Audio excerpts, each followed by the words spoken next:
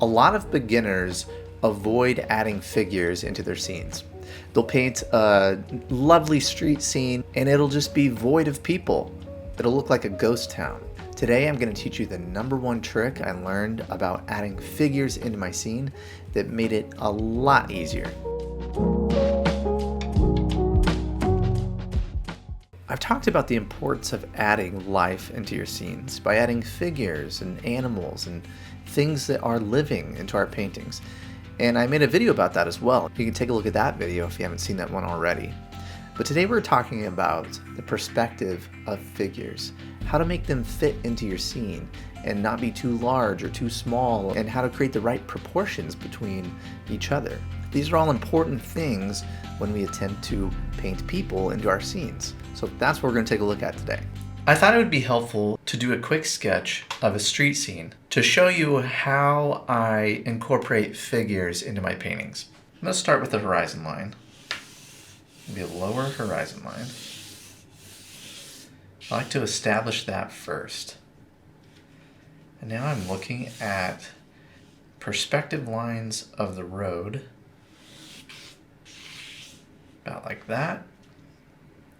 And I'm going to do this fairly quickly because the focus is really on figures in the scene and not necessarily the whole scene.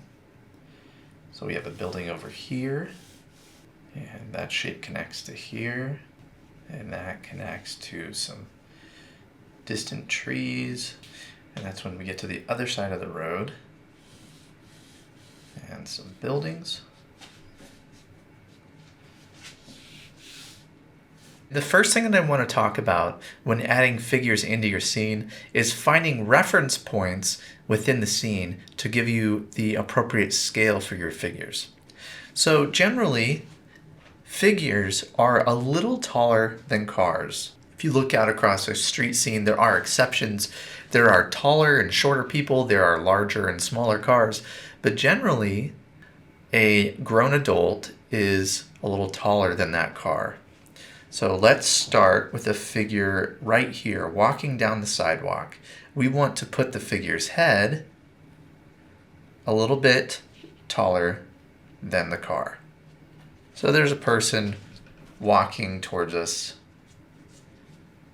down the sidewalk. That's about the right height for their head, a little bit higher than the cars.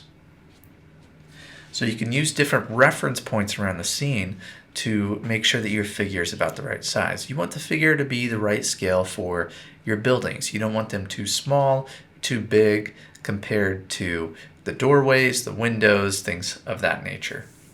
Now here is the trick that really helped me when placing figures in the scene.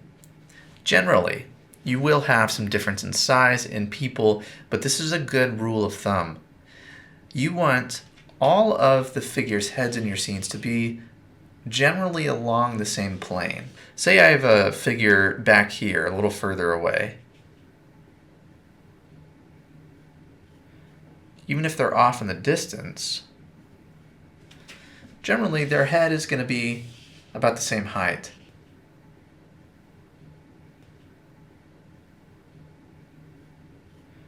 So no matter the distance, put the head on the same plane.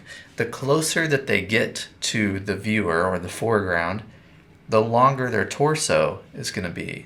So really you're adjusting their torso, their size, their head, but put the head on the same plane. Find objects to use as reference points within the scene, and then make sure the head is on the same plane. Scale the body, and that's really going to help you create the right perspective with your figures within your painting.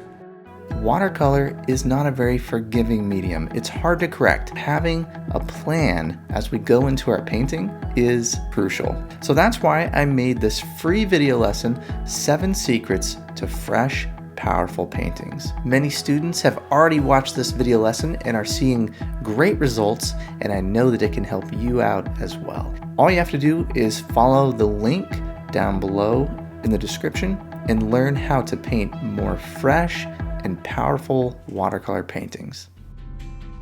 Well, I hope that you enjoyed this lesson today, and I hope that learning this trick about keeping the figures' heads on the same plane, on the same level, is going to help you feel less intimidated about adding figures into your scene. I promise you, it gets easier the more and more that you do this, the more practice you give yourself. It's all about repetitions. If there's a challenge, take that challenge on, repeat it over and over and over, and it gets easier as you go on. Thank you for being with me here today. Keep working at it, keep moving forward in your growth as an artist, and I will see you next time.